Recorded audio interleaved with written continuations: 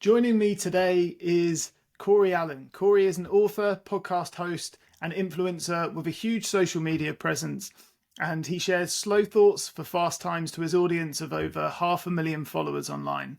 He teaches mindfulness, mental clarity, and personal growth.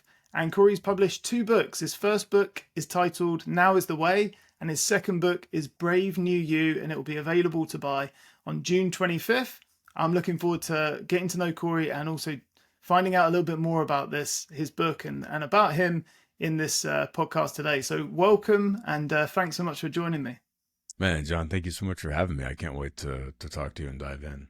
Yeah, I'm looking forward to dive in, and I want to know more about your new book as well. But first, tell me a little bit about yourself and how did you get into personal development as well? Yeah, I mean, really just out of necessity. I think like a lot of people, my environment growing up was really challenging in terms of emotional abuse, conditional love, instability, all those type of things, and, narcissism and so forth. And, in the 90s, whenever I was a teenager, there was no resources available like there are now in terms of, if you want to know how to meditate, if you want to look at like, oh, what may be the symptoms of what I'm experiencing, like what is this? There was no Google, there was no YouTube, there were no like books that would really help you in that same way that there are now. And so I just very randomly stumbled upon Western philosophy whenever I was a teenager and became totally obsessed with it. Nietzsche was the first thing I came across. I was also a metalhead at the time when I was a teenager, so it was a perfect fit. And I got obsessed with Nietzsche and started really diving into Western philosophy, and I felt really connected there because that was like the first time in my life I read something where I was like, oh, this is how I think. Like it's not completely what I think, but it's how I think. Like the abstract and conceptual way of thinking, and it made me feel really, really at home. And I just dove into that, a little bit out of avoidance and a way to kind of numb myself from the outside world, but also out of pure fascination. And from there, I ultimately moved to Eastern philosophy. And if memory serves, this is almost 30 years ago. The first book I happened to pick up was Essays in Zen Buddhism by D.T. Suzuki, who he was one of the earliest translators of like Eastern Zen and like Zen Buddhism into Western culture. But this book was like very, all the writings then were very amorphous, like kind of scholarly, structureless writings about things. And so you really had to dig and find it. And so that was kind of the beginning for me, was really digging and just learning what I could from really complicated, kind of poorly executed writings about the mind, and applying to myself, messing with my own brain and kind of experimenting and seeing what worked. Like, was it helping these ailments I was experiencing? So I came from a very experiential and independent background with this, where it's the kind of the true archetype of the seeker in that case, where you must be self-driven by your own suffering, and the only thing to do is explore and keep digging and keep trying things on yourself and seeing what works. And I had huge revelations quite early with it, because the more that I studied this stuff and the more I read it and experimented, the more that I noticed the texture of my mind shifting. And I started at this very young age, as a teenager, I started realizing like, the more I think about these things, my reality seems different. And like, you're the perfect person to talk about this. Like, one of my favorite things in the world to talk about is perception, and the fact that you're the perception coach. I mean, we're a match made in heaven. And I'll say that like Husserl and was like one of the people that blew my mind. Like, all of the ontological and phenomenological Western philosophers, like Edmund Husserl and Merleau-Ponty, and these people that really talked about your subjective perception. I became so fascinated in that I went on to read like Alfred Korzybski's Systems of General Semantics and things like that, to learn about even how the labels in which we place upon words create, the symbols of our reality and so forth. And anyway, so kind of returning back to this experimental phase where I just started really noticing that, and I realized that, ultimately through what I was experiencing, because in my household, like one person, a parent would tell us like what happened in quotes, or we'd be telling the story about reality. And I would be like, no, but I was there and I saw that. Like, that's not what happened. Or, there would be some sort of, manipulation where I'd be like, but that's not really what happened. And I started realizing, like, I didn't have the language for it or the concepts, but I started realizing, like, hold on a second. Like, what I'm perceiving and what other people are perceiving, and then the stories that we're telling each other and ourselves about those things are all different. And so I started just pointing that all into myself. And I started thinking, like, that means that my perception of my own experience in the world is really, it's a story. And that means it's changeable. And so that really is how I started going, like, if everything I experience is in my mind, and that, so therefore it influences how I see the world. If I can change my mind, it'll change my world. And that's how I really started focusing in on that and just doing everything I could, from, all of the Eastern wisdom traditions to getting experimental with psychedelics and even like Aleister Crowley and Sufism and just any kind of thing I could find to, like, oh, let's play in the course of the hippie philosophers like Robert Anton Wilson and Terence McKenna and people like that, and even the beat like William Burroughs, like, oh, he's sitting in an orgone chamber for 4 hours a night. Let's see what that's about, So all these things, and that's basically how I got into it, and it evolved over, several decades into a much more procedural, focused, clear, and directioned pursuit. But that was really the origin of how I got into it. It's fascinating, and what's interesting is a lot of your background, the people that you've studied, are very different to what I've studied. So I've studied a bit of Eastern and Western, but very, very different areas. So there's so much there that would be new to me. Even around like Nietzsche, it's not somebody I've really learned a huge amount from. So was there? So you understood like the stories that you experience, like people are saying things and it's not matching up. And then you're seeing the stories that's being added to it, both in other people and in yourself. Was there a particular experience that you had or an insight that you had that really showed you that, or that changed things for you while you were kind of exploring your own perceptions and the perceptions of others?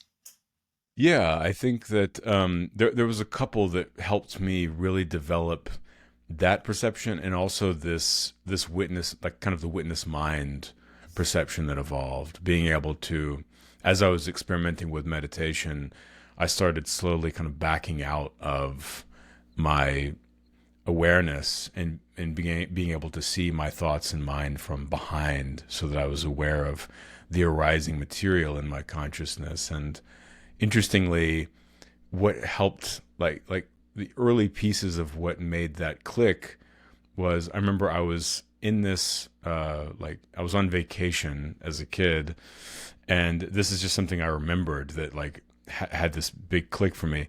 And I remember like my brother stayed behind in the hotel and we were like driving away from it. I remember looking in there and thinking like, this is so weird that like I'm in this car looking at this giant building and he's inside of there. In fact, through his eyes, he's like in a room watching like a television or whatever. And I was like, how is it possible that these two cameras of like reality are existing simultaneously? And then it hit me that like, oh, like we're all experiencing that. We're all these little, meat suits wandering around on this floating rock in outer space with these little camera consciousnesses. That was one experience that just I remember having as a kid that came back to me, that helped me like realize the notion of objective awareness. In terms of the story aspect of things, yeah, I mean, I'm trying to think of one like that's not too traumatizing to share. Basically, yeah, being told that like something had happened to a pet of mine, like it escaped, and then as a kid and being really like as a teenager and being really like heartbroken that I couldn't find him and that he got out and escaped, and then finding out afterwards that that was actually all a lie, that it had been manufactured, and that someone had taken that animal and like disposed of it just because it was costing too much. Wow. And so like living through this story of emotion and trauma and like feeling all these negative feelings of self, because it's like, oh, that was like, it must be because of me that this dog wanted to leave and escape. Like he must have not loved me, and like I was doing something wrong, and like if I could only find him, I can make it better. And then to discover, a week or two later that it was actually a manufactured story, it's like, oh, that's what life is, or can be. And I remember that was a big moment for me, where it made me very, very aware of not only just our, the stories and the kind of the perceptual nature of how humans can interact, but also very interested and cautious about what's really happening at any point in time. Yeah. What did that change for you, understanding that you'd been told a particular story or told a version of what happened, and then finding out the reality that that's different? What did that change for you? What did that mean to you at the time? I mean, really, it was just, I think it made me very skeptical of like reality and people. It also made me feel betrayed, and it made me feel like even at that point, I'd already felt like I could only kind of trust myself. It just really highlighted that feeling, again, where it's like, okay, I'm on my own here in life. I have no one to show me the world, so I have to show it to myself, or else I won't know how to do anything. And it's interesting is that, a classic symptom of those type of childhood, backgrounds, and that's just one of many, many, many, many stories, but it creates hyper independence, Mm. and it's interesting, as I remember as a kid having that thought of like, I'm gonna have to explore and figure things out, or else I'll be lost. And that became really useful to me in one sense, because it made it to where I'm a real self-starter, and like relentlessly disciplined Yeah. and self-reliant. But of course, it comes with a lot of downsides as well. Not being able to ask for help, not ever. It can be difficult to feel fulfilled, or like you can, like you can feel like what you're doing is actually satiating some type of personal need. Like it's difficult to ever feel like that. And also it's feel to like, it makes it tough to be vulnerable as well, because you're always kind of in this strong leader mode of having to be like, I have to have it all together, I have to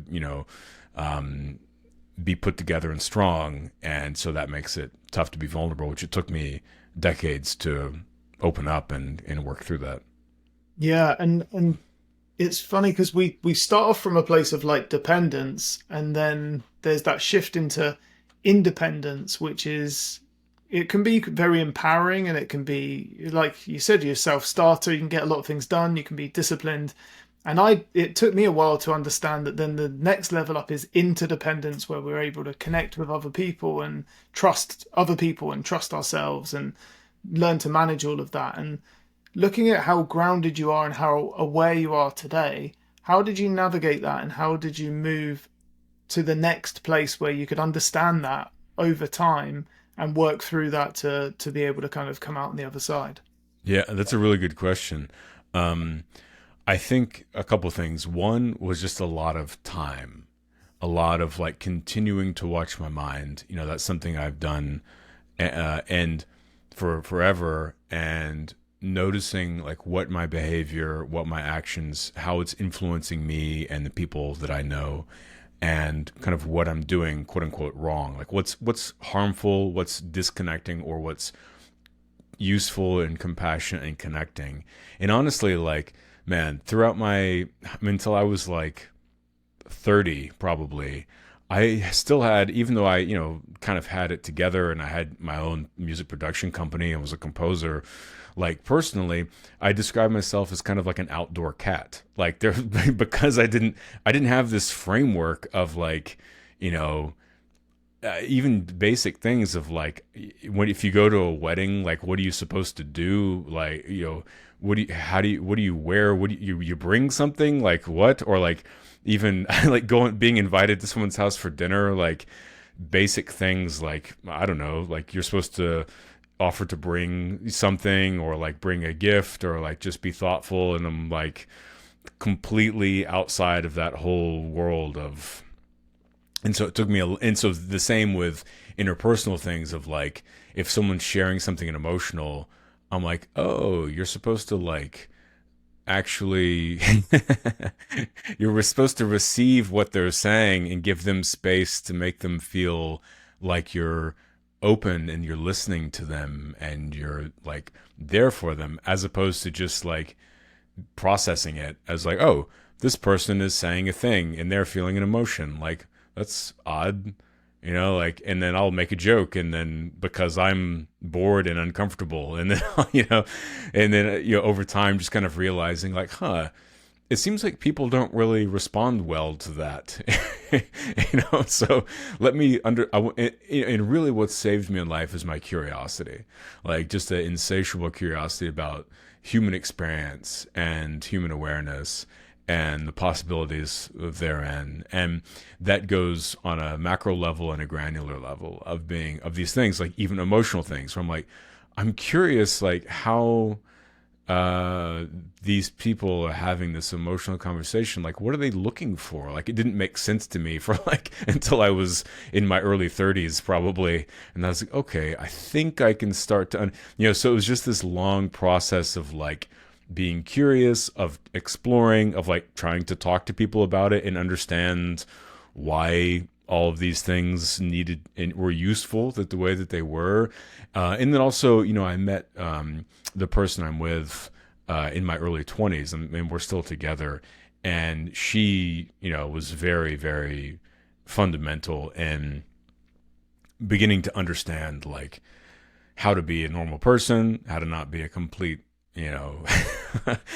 savage weirdo, eccentric fella, how to be grounded, how to like act and understand people on an emotional level, and then her family is beautiful and wise and unconditionally loving, and just being in that ecosystem as well really helped me understand like, oh, okay, this is what things should be like, and so all of that stuff together, it really helped me figure out, how to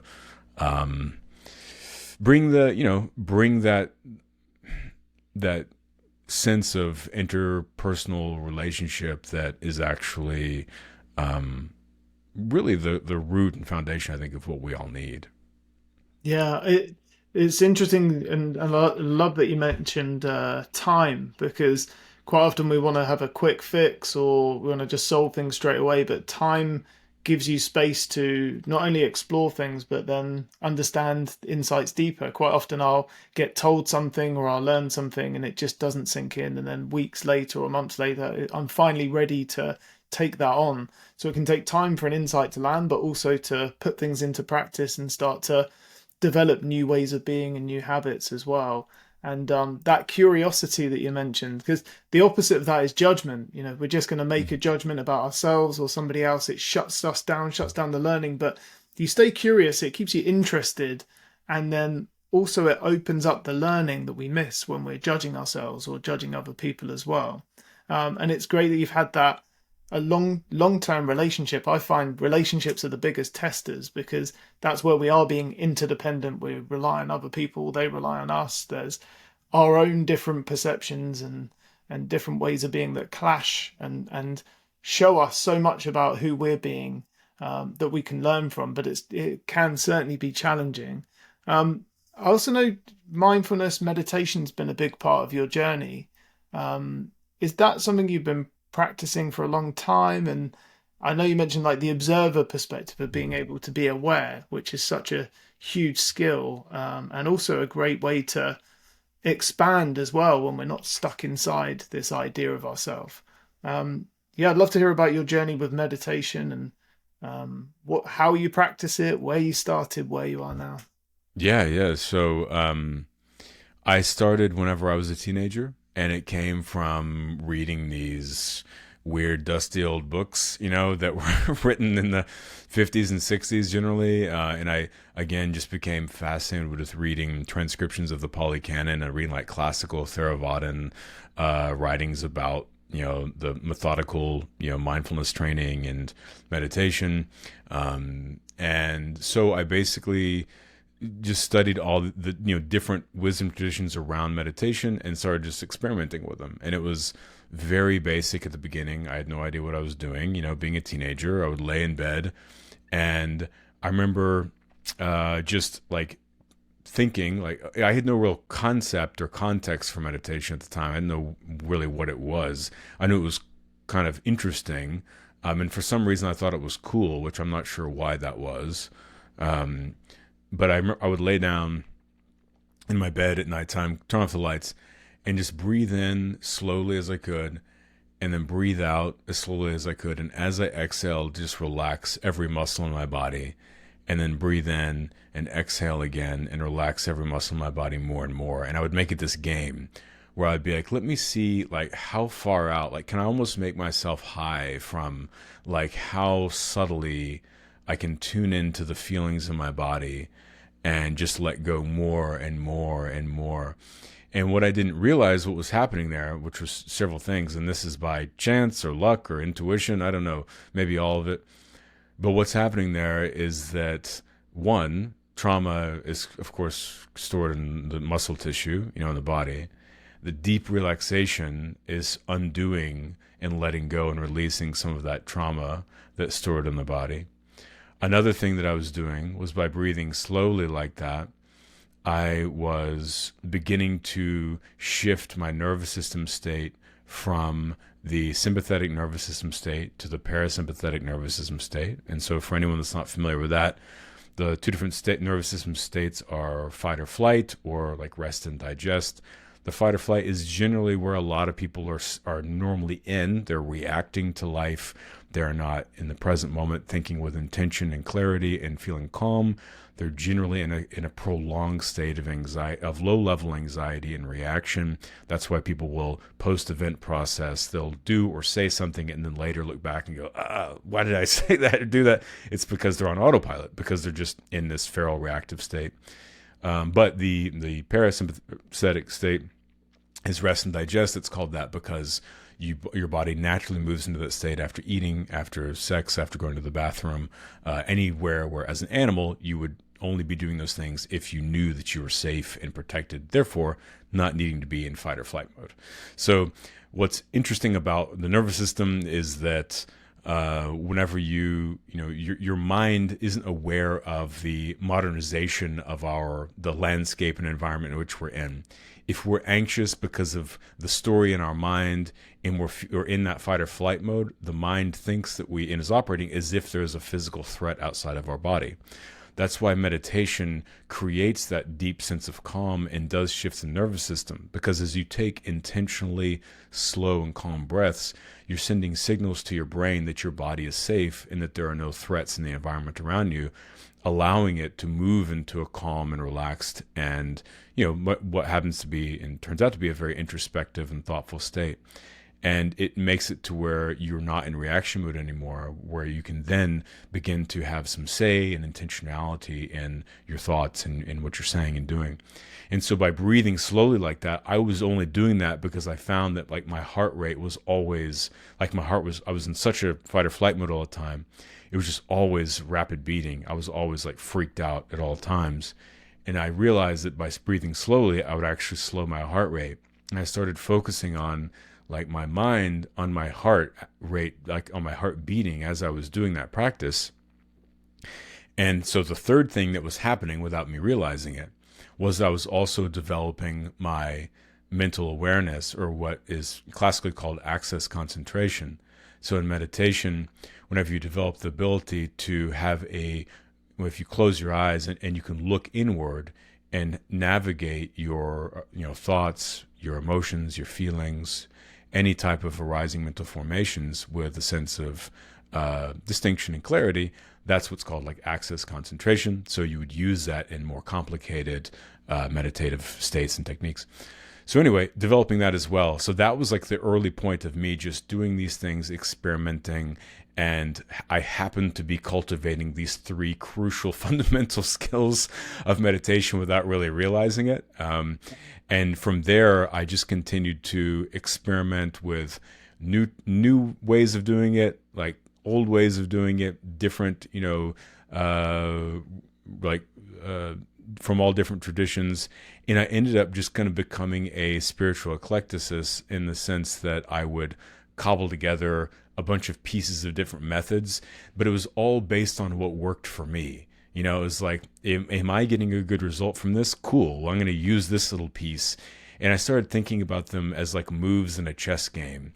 So I'd be like, okay, you open with this move, and then you do this next move, and then this next move. And what you're creating is this structural journey of, internal experience that will result in whatever outcome that you're seeking. But I figured out how to like chain these things together to create this progressive meditation path. And so I just studied and meditated every day from the time I was a teenager until today. But along the way, I would talk about meditation with my friends all the time and tell them how to do it. They were interested in it.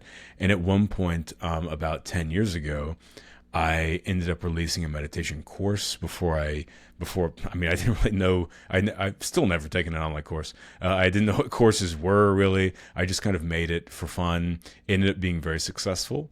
And then I started creating guided meditations for people and things like that, and just creating digital resources online to help offer an approach to meditation that is unique, really results based in terms of that's a funny thing to say about meditation, but I mean that in terms of it delivering what an individual needs, not what someone else thinks that they need. It's like, why are you seeking meditation?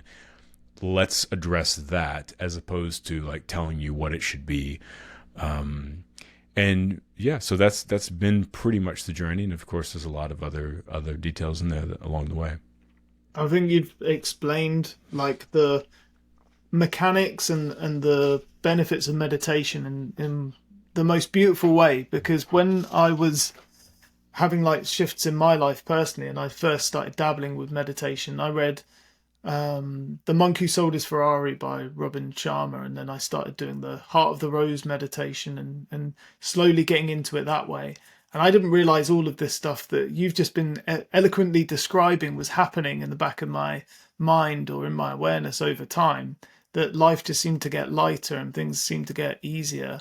And it just shows how if we're in this constant state of survival or fight or flight, and that's just a kind of hum underneath how we're experiencing life, everything can seem more challenging. But when you learn to condition yourself to slow that down and get more present, everything starts to become a little bit more manageable and a little bit lighter and more fun.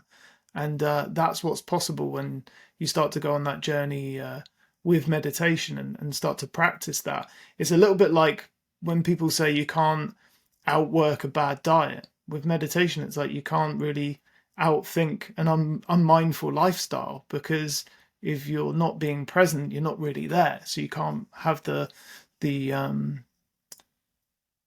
choice or the option to make great decisions or to empower yourself, really. What advice would you give to somebody who's never done meditation before? They're thinking about it, flirting with the idea. What advice would you give them for just starting out and getting into it? Yeah, I would say that first off, you do it every night when you sleep already. Now, all you want to do is figure out how to do that while you're awake. So it's pretty easy. You're already doing it. I would say that first off, just lower the stakes and let go of your expectations. And because that's what really keeps a lot of people from being able to get into a successful meditation habit. because they've heard people talk about it, they've read different things, and they think it's supposed to be one way, and they're expecting it to be a certain way, and when they start trying it, it's not that way, and so they ultimately, because we generally beat ourselves up about things, they think, oh, I'm not doing this right, or I can't do this, so they stop. So I would say a person should go into it with an open mind. Don't expect anything. Don't expect particular results or particular feelings or anything like that. And just make it as basic and simple as possible. And it should be a practice of curiosity. It's like self-discovery is, or self-growth is self-discovery and self-exploration, and meditation is a part of that. And so really keeping it simple, that would look like, let's say 5 times a week, whenever the time suits you, maybe in the morning or an evening, just taking 5 minutes to close your eyes, put the phone away, turn off the laptop, and just slowly, calmly breathe in and out. And with your attention and your mind, with your eyes closed, just pay attention to your chest rising and falling as you're breathing. And if you need a little bit of more foundation, then just think rising as you're breathing in, falling as you're breathing out, and sitting for the space in between the breath. And just keep thinking that as you're noticing your chest rise and your chest fall, and then in between the breaths, and just do that for 5 minutes. Don't expect to be levitating or anything like that afterwards. Just do it. And the key with meditation is consistency. And that's why I say do it for 5 times a week, because meditation pays off in compound interest, because it is the process of slowly rewiring the neuroplasticity of your mind ultimately, and creating those shifts. It's like your metaphor or analogy for the gym. It's like you're not going to go the first time and then come out and be super jacked. It's a process. Mm-hmm. You're growing in the process. You can slowly, it'll fade in. It won't click on. One day you're about to jump in the shower and you're like, hey, look at that. I kind of look a little ripped right now. Like, I'm looking good. When did this happen? Great. It's the same thing happens with meditation, where even by doing this 5 minutes a day, like I described, super basic, no real effort there. Over the course of, look at it as an experiment, try it for 2 weeks. And at that 2-week point, just start noticing in your daily life if you feel a little bit more spacious. Are you a little bit more aware of what you're thinking in the present moment? Do you have a little bit more mental clarity? Do you feel like you can think about your thoughts as opposed to having your thoughts thinking you and controlling you? Do you notice when you're speaking to someone that there's a space there, that you're actually hearing what they're saying as opposed to just feeling an urgency or a pressure to reply without being thoughtful? Do you feel like whenever someone says something, you don't have this jerk reaction to have an emotion or some type of comment, that you can actually be present with there and be thoughtful in your responses? If something normally stresses you out or frustrates you, perhaps you'll notice the frustration as opposed to being inside of the frustration immediately. These are these little things where the shift internally starts to fade in, and you can start to see the benefits from that. And what's amazing about it is, much like the gym, the more effort you put in over time, the more it grows. It continues and continues. So what I'm saying is, you can become mentally jacked. You can just deepen and deepen that to where the mental clarity, strength, and presence becomes like this bottomless ocean. And it only takes consistency. It's quite easy. It just is about consistency. Yeah, I think there's so many signs there that you've mentioned that are really useful signs for people to look out for in terms of making that progress, because progress is really motivating. When we do something, we start to see the effects of it in our lives. It motivates us to want to do more. We feel good about it. It's probably some dopamine linked to that, and then we want to do it more. And there's a point with meditation where that starts to happen, And that's when you can get either addicted to it or really excited about it or obsessed with it, because you see it having this effect, but it doesn't happen straight away. And that's why I see so many people they dabble and then they just quit because, yeah, I tried it for a week and then nothing changed. And there's so much more to it if you can have that consistency. And I think that point you mentioned around maybe something that would usually stress you, or something goes wrong and you would have reacted, but you just pause and there's a space for you to do something different, is absolutely massive, because that's happening all day, every day. And once you start to see that happening for yourself, that's when you really see, for me, it's been like meditation's a lifelong practice. And there'll be times where I maybe don't appreciate it as much, and then I need to remind myself of that. But when I'm really present to it, you're seeing this happening in life, and then you're seeing how much it improves the whole kind of quality of your life as well. Mm-hmm. Um, One thing, let's just not beat around the bush, but you've got one of the best voices I've ever heard. I'm sure I'm not the first person to say this, but the moment No. we first connected and started talking, I was like, well, so you create meditations. I'm sure you've got the perfect voice for it. Tell me about the meditations you've created, and how they help people, and what types of meditations you do. Yeah, thank you. And I will say that I do hear that comment at least once a day, which is, They just walk into like the bookstore or the supermarket, and they're like, "Oh, hey," and then you start speaking. They're like, "Whoa!"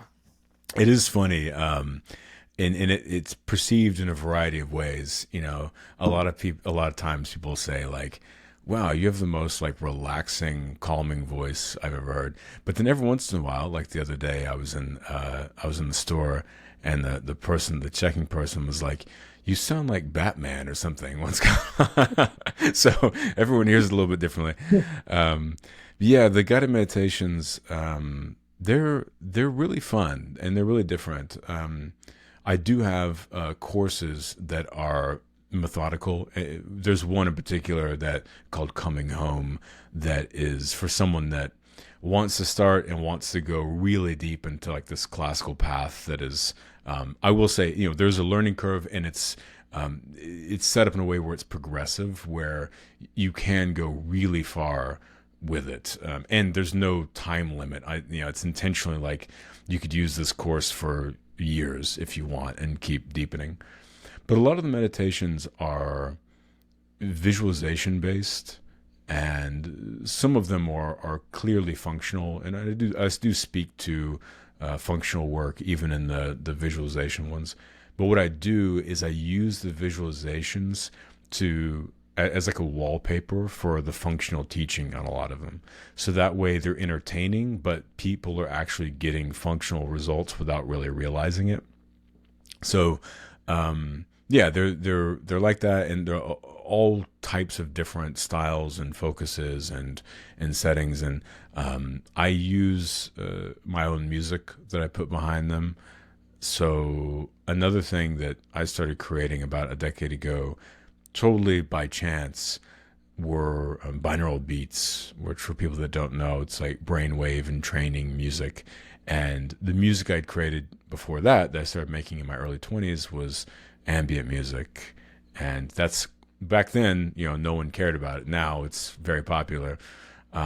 So it's basically ambient music infused with binaural beats. So it's, you know, my voice and then brain entraining waves and calming sounds that help you, you know, calm down and get focused even more. So they're really fun, and people, people really enjoy them. It's always beautiful to hear how much they have helped people. Yeah, sounds like a really great combination. I've heard a lot about binaural beats, and whenever I've made meditations, I always put those as part of it as well, because I know it really Nice. works well at helping people relax and visualize more and get more present into it and use their imagination as well. So yeah, sounds super powerful. I also want to talk about your books. So first off, your first book. Tell me about, how did the idea come about? How did you? What was the writing process like? I'm writing my first book at the moment, so I'm super curious to learn from you about that. Yeah, that's really exciting. And congratulations again on that, man. Thanks. Um, yeah, so my first book is called Now is the Way.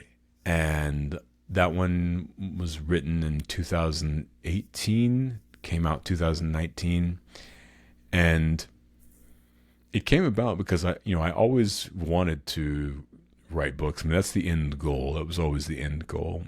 And after my podcast became popular, and my profile grew from that, I had the opportunity to be able to write a book.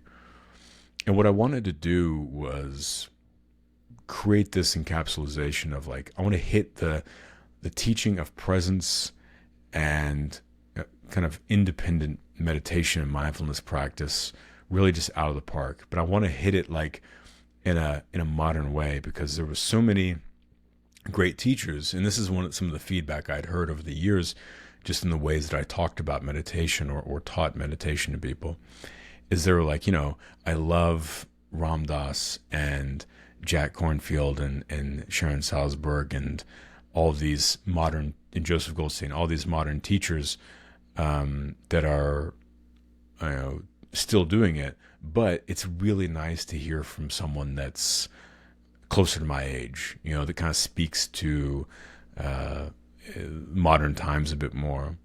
And so for the first book, I wanted to address and create this system of presence, of awareness, of helping people live a more present life, but also addressing modern problems. Because at the time, there was nothing out that really talked about like social media, like living with smartphones, dealing with like information overload, dealing with streaming services, dealing with like the complex nature of like how all of our existential awareness has grown because of the internet. Like, how do you deal with that? So really hitting all these modern issues. So that one came out 2019, and then the new book. Oh, and I suppose I should tell you the process, since you asked about that. I'm really curious about like timelines of it, and any challenges you had when putting it together in the beginning. Getting that idea and then being able to formulate that in a way where you can provide that to people so it makes sense and it's palatable and it takes them on a journey.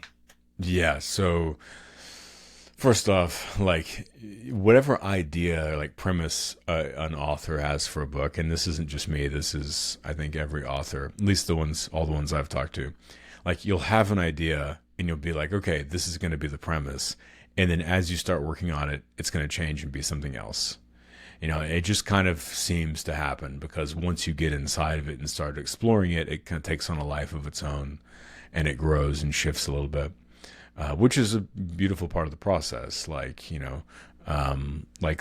Seth Godin, I think, has the quote, like, I don't have things to say, or I don't write because I have things to say. I have things to say because I write. It's like, and that's sort of leads into that. Is like, but the process, it becomes self-generating. So yes, because I had written so much music over my life, up to the point where I wrote my first book. I was in my early mid-30s at that point. I had released, dozens of albums, and just so basically, I would say that what I'm trying to say is that my respect for the craft of creativity and creation is very, very high. And I didn't want to, just because I had this opportunity to write my first book, be like, yay, let me just, I'll just knock this out. It's like, no, I want to really understand and become a good writer and like respect the process. And so, the only way I knew to do that from music and just from life is like, just start putting in reps, being consistent and writing every single day. And so I would write like 2,000 words a day, which is a lot. If people, people really don't know word counts, but that's a hefty amount. You'd probably be pretty wiped after that. A lot of people kind of aim for like 500, so that's like 4 times that. So yeah, yeah, it's that it's all of that putting that childhood experience to good use, all the trauma. So I was just like, let's do this 2,000 words a day, every single day, and really working it and using, the gift of meditation, of non-attachment, to be okay with, like, I know I'm not going to use any of this, because that's, I think, creatively, a lot of people, they feel like if they create something like, but I have to like, this is, I made it, so I need to make it work somehow. It's like, that's not true.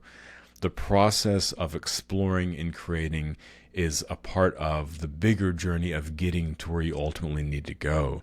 It's only through exploring, one part of creation, like let's say in music, you make one song and it's like, well, this is pretty cool. It's like, well, you don't release something that's pretty cool. You release something that blows your mind.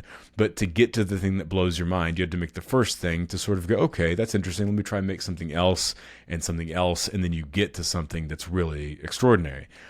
That's just the creative process, but people don't really think about it because they only see the wins. They only see the cream, the good stuff that makes it out. So, I just approached, writing in that way and did that. And, I discovered that there's this interesting process, this transition that happens internally for me anyway, is, you have this voice whenever you're talking, you're thinking, you're sort of thinking about what you're saying. There's an arising bit of like information and thought formulating, and then you're speaking it to the world. It's very easy. Everyone talks, obviously, and communicates. There's a connection between the mind and like the mouth that's occurring there. With writing, you have to figure out and grow the connection between the mind and the words coming out of your fingers, really. And it's the same process as it is in talking. You just have to learn how to connect that flow to the fingers and have it be in the form of words. And so for me, that looked like doing a lot of like writing and then just experimenting. And first off, a big insight I had when I first started was like, wow, I have a lot fewer ideas than I thought. Because you get an emotional feeling whenever you think you have an idea, and that feels big, and so it's not really that you have a big concept that's fleshed out. It's that you have an emotional response to a small little idea. And then whenever you're like, oh, this is like 10 pages, and then you go to write it out, you're like, oh, this is 2 sentences that aren't very good, like shit. And so that was very clarifying. It also is very clarifying of your thinking, the process of writing, because you're really going through like premise, supporting information, actionability, arguments that really feed and support what it is that you're trying to think and explore and expand. And you realize that most of your thinking up until that point is generally pretty ephemeral and pretty kind of baseless and directionless and random. And until you start writing, do you find like, oh, I need to really figure out what I think. And it's very useful for that. And that, again, is a process that's developed just through repetition. So for the first book, I wrote the entire manuscript, which was it was shorter. It was like 45,000 words. And I then just was like, this is cool, but it's not it. So I just deleted it and started again. And I started writing again 5 times a week, writing every day, wrote a second manuscript. It was about 45,000 words. Was like, this is better, but it's still not right. It's still not good enough. So I deleted that one. And then I wrote again. And remember all this time, like I was excited. It wasn't like, oh God, it was like, okay, cool. Well, we're getting further and I'm going to use this opportunity because I have the time. And like my first book, let me like, maybe if say your second or third book, like you finally get good, let me just write the first 2 and like delete them. And then the first one I release will actually be good because I've got these others out of my system. And so then I wrote, then I started sort of getting weird, I was thinking, because I started like my mind was so in it that then I started writing the third version. And I got so kind of spaced out with the idea of writing in first and second person that I was like, it doesn't make sense to write in first and second person. This is where I got into like over intellectualizing it. And so I wrote this huge chunk that was like only in third person. And I actually showed it to my editor, and she was like, it kind of is like an alien visited Earth and is talking to, but it did bring up some good jokes to where, like, one of my best friends, showed him and was talking about that. And then we just started talking to each other in third person for a while. It's like, hey, does a person want to go have lunch somewhere? And he's like, a person does. It's like, well, what would a person like to eat? He's like, well, I think a person would like some tacos. It's like, that sounds great to a person. Anyway, so then I got that out of my system, started the final version, and when I got into it, I had the feeling that it was all clicking, and I had the thought, like, okay, if this isn't good, if this isn't the one, then I think I'm just not a writer, because this feels right to me, so I'm going to go with it. This is it. And so that was the process, writing the first one. And it's structurally, like, having the premise, I think is, of course, it's crucial. You have to know, if you're trying to sell a book, you have to know why it needs to exist, how it's different from other things out there, and have a clear reason for its purpose in the world. And that becomes very important when we try pitching it to publishers. And then from there, I would say, creating an outline makes things a lot easier. I think a lot of people just start writing and they're like, oh, I'm just going to write and I'll figure it out. It's like, you can, but it'll be a lot less clear and it'll be more difficult. It's good to create an outline of either chapters of what you want to convey in the book, because then you're going to have some linearity, and that linearity creates a starting point, a kind of a journey of information for the reader, and then a ending point where it's going to all be kind of, the ideas will all be realized, and it'll leave the reader with a resolution of what it is that they've been through. So creating the outline is important. And allowing that to change along the way is good, but it's also nice to have, because it keeps you focused and on track, instead of being like, oh, I'm going to go talk about this for a while. So now bring it back to the reason of what you're doing in this one book right now. So that was kind of all the stuff for the first one. And, the second one, the new one called Brave New You, which comes out June 25th. It's really, it is the plan, the map, the road work that I see that will really be useful and beneficial for people today. Reaching, 1 million people a week through social media, I've been able to observe, like, what are the things that people really connect with? What are the ideas, the problems that they're facing? And I took a lot of notes and paid attention to that, to try and really understand, like, what's happening in culture. And, one of the biggest things that was surprising to me, one of the biggest things I discovered, was that people, want to make these changes in their lives. They feel the emotional feeling of, like, oh, I know that I can do this, but they feel blocked. Like there's this barrier. They can't quite find the road to how to start making that happen. And so this new book is the plan, the path that will help any person start from where they're at and gain all the tools that they need to be able to start making that change in their life. And just in a very short, condensed explanation, everything begins with self-awareness and the way that you're thinking. And that's why a lot of people can't progress or move forward, is because they have a system of negative and limiting behavioral thinking habits. Those thinking habits, what they end up doing is they make a person mistake what they're experiencing right now, or what's possible right now, for what's normal and what's all that's possible. But the only reason why they're experiencing that is because it's what they're used to. But they've been used to it so slowly and for so long that they think that's what is. So showing people how to address things like self-consciousness, overthinking, imposter syndrome, making assumptions, kind of creating negative situations in their lives, showing them, pointing out and identifying all of those things, articulating how they can recognize them with themselves, what they look like in real life, and how they can start working through them, makes it to where a person can then do the really crucial and fundamental aspect of being able to grow, which is identifying with that self-awareness, like something in their life that they want to change.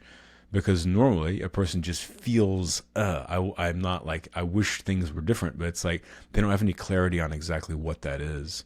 And when they notice something, even something really small, and they start to make that change, and then they have this receipt. They can see like, oh, wait a second, I am capable. Like I thought, like, for example, you could say, I was feeling kind of like not good about myself. I realized that. So I decided to like get some new clothes. So I feel a little bit better, a little bit sharper, a little refreshed, a little different. And then now you're out in the world, your mindset shifting, and you're feeling better about yourself. Then you can look back and say, hey, like I actually did something there. I recognized this thing I wanted to change. It was small, but I accomplished that goal and I actually feel better now. And that leads into the next thing of like, well, what else do I want to change? And they're slowly building that self-trust and self-confidence to see that you can make these big shifts in your life, starting somewhere small, but making them bigger and bigger and bigger until, I get into things about finding meaning, finding purpose, and then ultimately being able to face the future with complete confidence and self-belief, always being able to access and actually listen to that internal voice in us all. Because really, people think about bravery, they typically think about it's something that we are facing outside of ourselves, like, oh, there's a threat or something I need to overcome. But really, bravery is about, it's an internal thing. It's moving through life, and whenever you hear that intuitive voice, that voice that's guiding you and telling you like, this is what you should be doing, like this is a new place of growth you should move into, etc., etc., being able to actually hear that voice and trust that voice and move into the unknown places in life, listening to what is feeling right to you, that is actually bravery to me, and that's what I teach in the book. Yeah, I mean that's something that all of us need really to learn more about and experience, because we have our intuition, our guidance telling us where to go, but we don't always listen and sometimes don't hear it at all, and that means we can miss out on the journey that we could be creating and fulfilling our potential ultimately. And what's interesting you said about identifying with the self-awareness, I love that, rather than just identifying with what we've been doing or what we're experiencing right now, because what seems normal to us is just the world that we're in, but what could be normal could be the life that people want to have that they're not having. Like right now, I've not had an alcoholic drink this year, and last year at the same stage that would have seemed impossible, and now it just seems really normal because that's just what's happening, because I've just Right. shifted my perception on it. But if it seems like, wow, that's impossible, I can never do that, that's where we're starting off at. And that's where, right now in my life, there's lots of things that I can't even see are possible, because it seems like that's way out of field or way not normal. And then it takes that bravery to really be able to take the step and then make it happen. So it really sounds like it's a roadmap for people that are wanting to take those steps, and wanting to be able to like tap into their own intuition and listen to it. Who you mentioned, like people, if they're overcoming imposter syndrome, they want to have the confidence. Is there a person this book really designed for specifically, or is it something that could help everybody? I mean, to me, it's something that can help everyone. If you are, I started with, all you really need is an appetite to want to make some change in your life, big or small. And that's why, the first lines in the book are, I love how open-minded you are, because I already know that you're open-minded. Look at this. And it's like, not because of anything you've done, not because of anything you read. It's because you chose to buy a book with the hopes that you could be able to make your life better. And that's all the proof you need to go, hey, I can actually do things. You already did it, And I think that's the only thing someone needs, is the appetite to actually make a difference. And from there, the book will take them where they want to go. Yeah, I love that. It's providing direct evidence that somebody can change. They have the awareness to change, and they've already That's right. put their foot in, and now it's time to just take a few more steps. And Yeah. you're going to guide them through that process in the book. I want to get to where people can start to pre-order the book, and also where they can find you. But before we finish up, I'm just super curious about your podcast. You've had some phenomenal guests on, the holistic psychologist, young Pablo, and you've done over 400 episodes as well. Consistency in motion. First off, like, congratulations on that. But how have you created that consistency? And also, who's been like the most interesting guest that you found, or someone that you've really enjoyed having on? Yeah, well, thanks. And again, it's just that relentless, self-dependence that comes from there. Yeah, I started it just for fun, like about 10 years ago, because I was going on another friend's podcast all the time, and his audience was like, "Hey, you should start a podcast." And I was like, "Oh, that'd be cool." And, this is a lesson I talk about in the book, actually, is looking for these portals in your life, and when they open, choosing to walk through them. Because every time that I have had a big breakthrough, like career-wise, it's always two aspects of my personality being asked to connect together, and I hadn't thought to connect them before. It always happens like that. I don't know why. It's just how it works. It's what I've noticed. And so I pointed out for people to watch for it within themselves. And the example here is, I was running this, audio production company. I always talked about these things with my friends. And so whenever I was like, maybe I should do a podcast, I'm like, oh yeah, I have all of the gear. I know how to produce audio, and I already talk about all these things. I hadn't thought about putting those things together, but let me put those together real quick and see what happens. And I did that, and it just grew relatively fast. I think it's probably just because the sound of my voice, not because of what I'm saying. I think people listen to it. They just listen to it while they go to sleep, No, but I've been really lucky, and fortunate, because, I started back whenever it was still the Wild West. And I know it's a great term to drop, with someone that's from England. But it's it was just totally new territory, and it was just amazing to grow over time, and it's provided so much connection with people, and so much I think it's helped so many people. Just from what I've heard, it's been really great. And as far as the guests go, I'm gonna throw a weird one at you. Because I've had so many that have been mind-blowing and incredible, and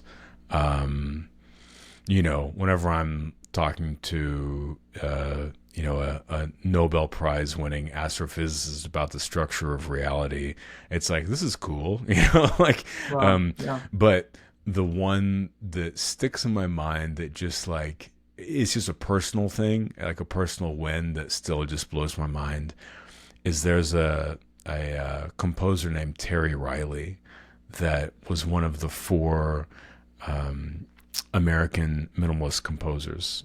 So in American music, and it comes from classical music, but there was a school of minimalist composers that started in the early 1960s and developed into a whole lot of different things. Those people are Lamont Young, Steve Reich, Philip Glass, and Terry Riley. And those four fellas started this whole form of music, which continues to influence popular music to this day. But Terry Riley was the spiritual, kind of psychedelic, very, very groundbreaking one of them. And somehow he was open to coming on the show, and he was I think he was 90 when he was on. Wow. And I was able to talk to him and just talk to him about music and creativity. And, for me, as someone who for 30 years before that, like just his music constant blowing my mind and shaping how I thought about sound and inner life things and everything.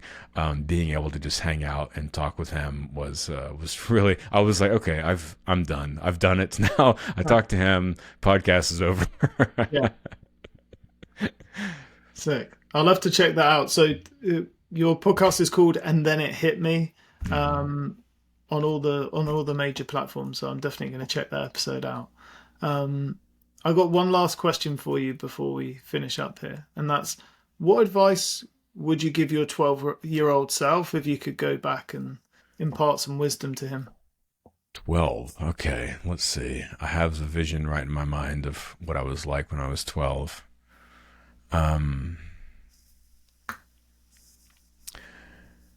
I think I would tell that 12-year-old Cory to just relax and that everything's going to be okay.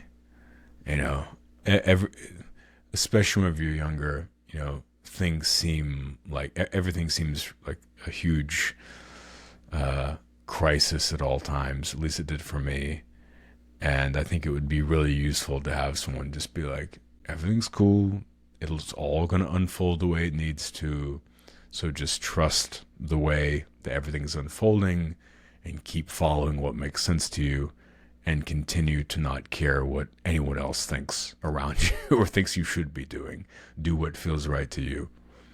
Yeah, that's amazing advice. And amazing advice now at the age of me 39. And for anyone listening, I went for a walk the other night, and I needed to go for a walk to clear my head because I wanted to look at where my next direction is. I'm writing a book at the moment and doing my coaching and everything. And I just took space and it was late at night. It was like 9:30 or something, and it started to get dark, and I was by the fields and just allowed something to kind of come through. And it was I was realizing a lot of the blocks I was having was just wanting to know that it's going to work out and wanting to know that the path that I'm going to choose next is going to be the right one. And that was just blocking me from even seeing it. So being able to hear that, it's going to be okay. You're going to be okay. It's going to work out. Takes a lot of that pressure away and then opens up that space to like take some risks, to try some things, Yes. to explore and to really find out what your true path is when you're not trying to hold on and control it all. So if only can remind ourselves of that more often as well. So absolutely, man. Yeah, absolutely. And I would say also on that journey, like it's going to unfold in a way that you don't expect. And that only invites you to have fun with it and enjoy it and continue, make the thing you want to see in the world. Don't make the thing that other people are making, Yeah, and it takes so much bravery and courage to be able to do that. So if only someone would write a book about there you go. So yeah, thanks so much for joining me. This has been a really enlightening conversation. I can't wait to share it with people. Where can people find you and where can they buy your new book, Brave New You? Yeah, thank you so much for having me on, John. This has been a really beautiful conversation, man. And if they go to bravenewubook.com, they can pre-order it there. They'll get 12 of those delicious guided meditations I was talking about as a free bonus. And if they want to check me out on social, everything is Hey Cory Allen. And my website, if people still go to websites, is cory-allen.com.